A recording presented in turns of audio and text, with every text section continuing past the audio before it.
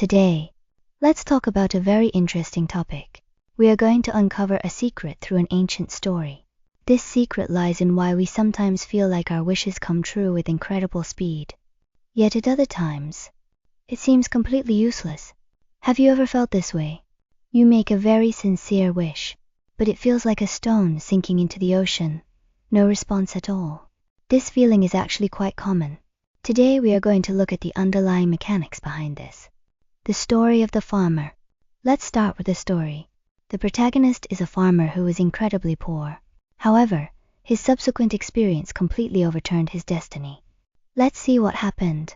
The story goes like this. Although this farmer lived a very hard life, he had a very special trait.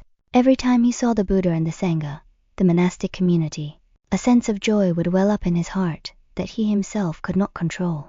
The scriptures use a term called repeated joy shu shu, huanzai, meaning a deep, internal happiness that arises over and over again.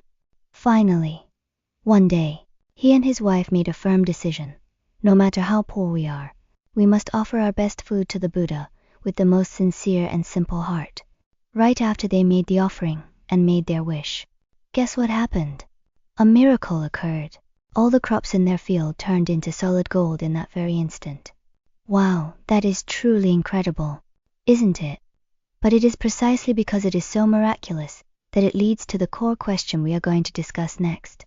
How can a wish be realized so immediately? The 3 key conditions.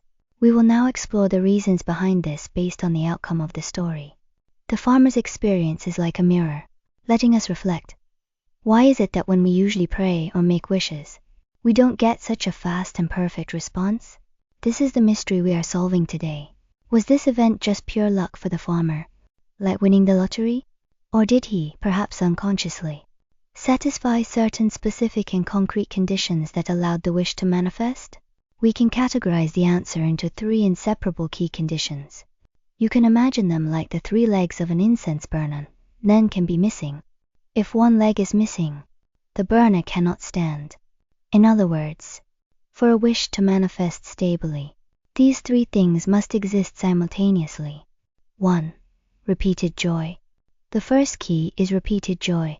This term is very interesting. It doesn't just mean general respect or politeness. It means that, like the farmer, every time you see the object of your veneration, a powerful, unstoppable sense of joy naturally erupts from your heart. This is an extremely powerful positive emotion. From a modern psychological perspective, this makes perfect sense. When you are in such a high-frequency state of joy, you carry a very strong energy. 2. The pure heart. The second key is the pure heart. The emphasis here is on the motive behind our actions. Notice that in the farmer's offering, there was no greed, calculation, or doubt mixed in. Even though he later wished to escape poverty, the foundation of this wish was very pure. He simply wanted to solve his basic life difficulties, rather than building on an endless desire for more and more. There is a very powerful and direct quote from the original records regarding this. It explains exactly why the pure heart is so important. It means that if we pray with greed or bad intentions, even if the wish is granted, you are very likely to push yourself into a worse situation because you might misuse that blessing. Therefore, the Buddha's blessing is meant to help us become better, not to fuel our negative thoughts. 3. The field of merit. The final key is called the field of merit. You can imagine it as the infinite power of blessing represented by the Buddha, like a piece of incredibly fertile soil. It is always there, always existing. However, our joy and our pure heart are like the prepared high-quality seeds and the warm sunshine. Only when these conditions are met can the seeds sprout and flourish smoothly in that fertile soil. Modern application. Hearing this, a voice in your heart might say, "Isn't this an ancient story? Our situation today is completely different." You are right. So let's look at the challenges modern people might face. If we compare the farmer's state to ours, he saw the Buddha in person and felt immense joy with a pure heart. For us, we usually see Buddha statues. We might feel respect, but not necessarily that intense. Spontaneous joy. And when we make wishes, our hearts are often mixed with anxiety, fear, or even greed. These seemingly subtle internal differences are exactly the crux of the problem. This leads to a great question many people have. Since we cannot see the Buddha in person like the farmer did, if we pray to a Buddha statue, will the effect be the same? The answer is yes. The original records provide a clear explanation. The key is not what you see, but with what kind of heart you look at it. If you can regard the Buddha statue as the Buddha himself standing right in front of you, and generate that same deep reverence and joy from the bottom of your heart, then the effect is the same. You can still connect to that omnipresent power of blessing. Practical guide for life. Now that we understand these 3 keys, how can we apply them to our lives? Let's organize this into a practical guide. This is the farming method we can learn.